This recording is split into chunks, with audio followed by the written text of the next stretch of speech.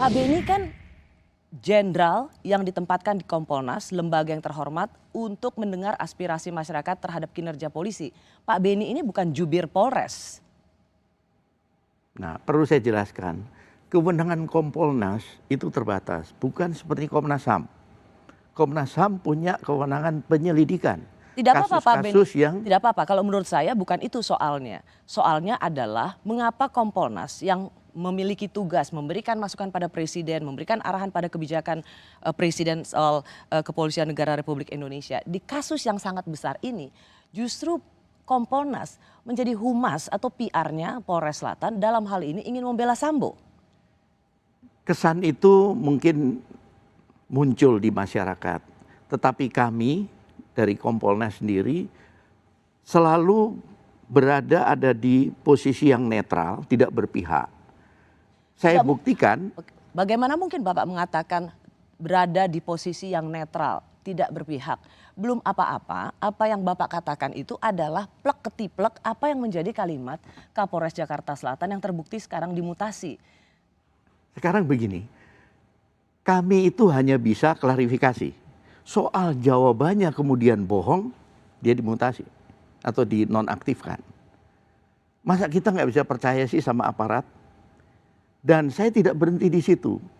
Selesai itu saya datang ke keluarga, ke Jambi. Belum sampai di situ. Harusnya Pak Beni, ketika Bapak menerima klarifikasi dari Polres Jakarta Selatan, Bapak harusnya juga mendengar keluarga korban seperti apa yang terjadi. Ya. Tapi yang Bapak lakukan adalah sekali lagi yang seperti saya bilang copy paste apa yang dikatakan oleh Kapolres Jakarta Selatan. Kan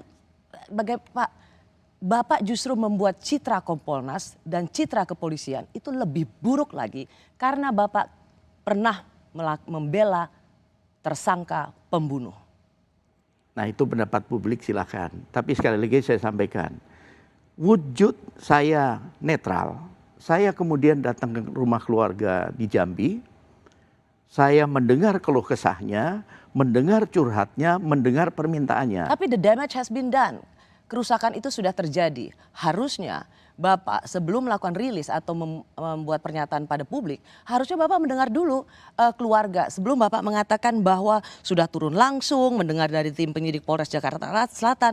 Bahkan Bapak sudah langsung jumping into conclusion atau turun dalam kesimpulan sama seperti versi Sambo, sama seperti versi Polres Jakarta Selatan. Ada pelecehan seksual yang dilakukan oleh seorang almarhum.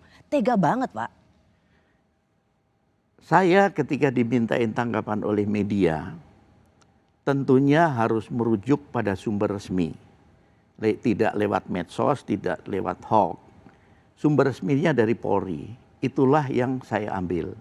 Soal nanti rilis itu tidak benar, ada risiko.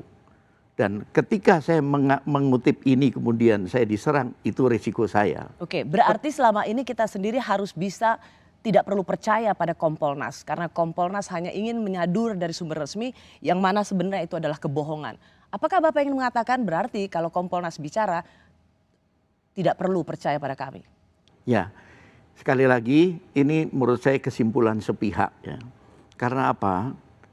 Saya belum selesai tadi menyampaikan. Saya datang ke Jambi, saya dengar langsung keluhannya. Mereka minta tolong untuk memperjuangkan barang-barang milik almarhum.